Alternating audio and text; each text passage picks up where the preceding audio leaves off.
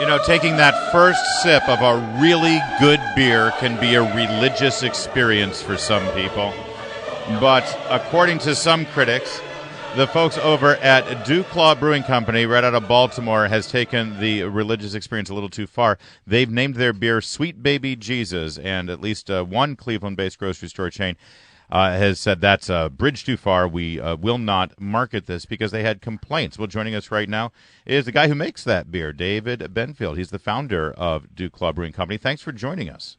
No problem. Thank you for having me. Well, what do you say to critics who say that it's blasphemous and taking the Lord's name in vain, and either that or just, you know, kind of crass to use the name of Jesus to sell a beer? I think for us it came from the phrase, especially it's more of a southern phrase, but of that shock and astonishment when something catches you off guard, which is exactly why we named the beer that. It actually came from our brewmaster when he tried the final test batch. He didn't like some of the other names we had, and he got up and slammed his hand down on the table and said, "Sweet baby Jesus, I taste chocolate and peanut butter in this beer." And we just loved it. We thought it kind of symbolized the whole beer, and that's kind of how we like to name our beers. So overall, I think they're a little too sensitive. I mean, I understand. I'm not saying that they're crazy, but it's meant for no way are we trying to offend anyone or do anything. And most of our customers, if not all of them, actually understand exactly where it's coming from. Well, actually, no, I'm surprised to have heard this because I remember this scene from the movie Talladega Nights, and I thought this is where it came from.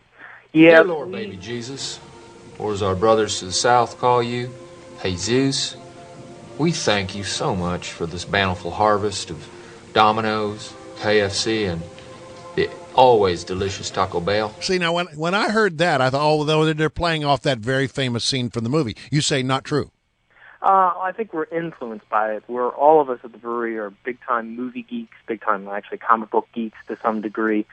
So all of that growing up, watching those movies or whatever, have kind of influenced us. But so, see, yeah. now, but you got to admit, you knew when you did this, it was going to be provocative. Was that part of the calculation from a marketing standpoint that you thought about that? Okay, if we call this beer Sweet Baby Jesus, it's going to get attention, and that's what we really need right now. Well, we do that with all of our beers. But you got to remember, it was 2 years ago when we made the beer, and at that time, there was 7 people that worked in the brewery total, and we were in Maryland and a little bit of Pennsylvania and a little bit of Virginia. So we always name it how we feel, and because it's beer, because of our industry and how it is, they usually are edgy. And we've had complaints about our beers actually since the day we opened our doors back in 1996. So about the names. And so it's kind of par for the course. I got to ask you, so now there's another Maryland brewery out of Frederick called Flying Dog Brewery. They've got a very popular label that has a word in it that I can't say on the air unless it's in context, right? I'm just curious. There doesn't seem to be any controversy about stores selling that beer, right? Not stores, but they did have the state of Michigan wouldn't let them come in the state because of that name being deemed offensive. So, All right. Yeah, naming the beers, but the stores or the people that are upset just because Jesus on the label, I don't think they see it the same way. And you certainly didn't mean it in a religious context. I guess what you're saying is just like people say OMG when they're texting, or that's become, and obviously that's shorthand for oh my God. You don't mean it in a religious context. You're just taking the term Sweet Baby Jesus and using that colloquialism, if you will, to identify what people will experience when they drink your beer. Yes, exactly. In fact, another movie he was in was Bryan Cranston in Rock of Ages. There was another time where he was shocked about something and used that phrase, which that's what I grew up hearing. A lot of us did. Yeah. So and that's kind of how we see it. All right. So now set aside the name of the beer. And let me address the other issue. Yeah, there's a real problem here that we've got. It has nothing to do with it. It has nothing to do with the name. Who in the world thought it was a good idea to make a beer that tastes a little bit like a Reese's peanut butter cup. I mean, look, I love my chocolate, and combined with peanut butter, chocolate is an amazing thing. It's one of the few things you really should mix with chocolate. It's a fine thing. It's a fine thing. But we're not, and we love beer. We do love beer. Oh, no, we love our beer. We drink our beer. But we're not sure. In fact, pass me another one of those, William. We're not really sure that the three items should be, in one place. We don't expect this from Baltimore. Hershey, Pennsylvania, maybe, but not Baltimore. Well, it's our number one selling beer, even in the middle of summer, because it is a porter, so it's on the darker side. And you can't knock it till you try it. It is quite good. It's not one that you're going to have 5 or 6 of, maybe, but it is quite good and very well balanced. So if you guys haven't had any, I can send you guys down some. Oh, no, we're not allowed to do that. We wouldn't do that. I'm sure our producer would like some, though. Heather Smith could use a beer. All right, so you just said it's your best-selling beer. With this controversy and the fact, let's face it, Cleveland. Who really needs Cleveland, right?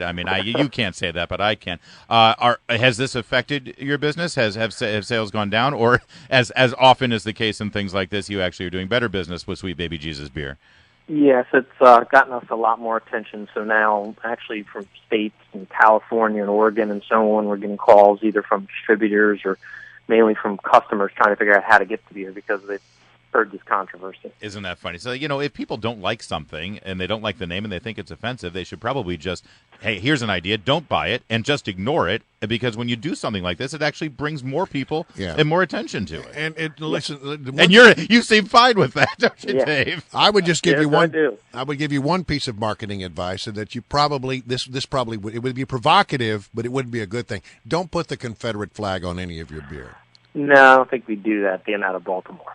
All right. Excellent. And by the way, if I could just have you for a quick second, we just had Congressman Andy Harris on earlier from Maryland, and I know a lot of Maryland politicians are trying to help out the local breweries and the craft beer makers in Maryland. It's really a burgeoning business in the Free State, isn't it? Yeah, and actually a lot of the politicians are definitely helping us. Our whole industry is growing tremendously. I know for us, we've had 50 to 60% sales growth the last 2 to 3 years in a row, and for the industry, there's really no end in sight. And what's the biggest? What's holding you back in terms of state laws or federal laws to keep you from growing the way you think you should? I know a lot of small businesses, entrepreneurs like you, who have seen their businesses take off because of demand. Suddenly, there are things holding you back.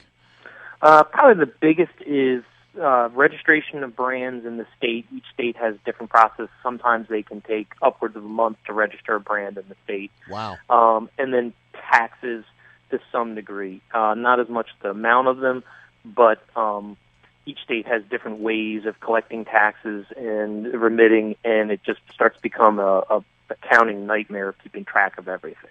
I can imagine. All right. Well, listen, thank you for joining us. Yeah, thanks for your good nature to join us. Thank you, David. And thanks Benfield. for the offer of the beer. I do appreciate it. Yeah, that was nice, but we can't do that. No problem. Anytime.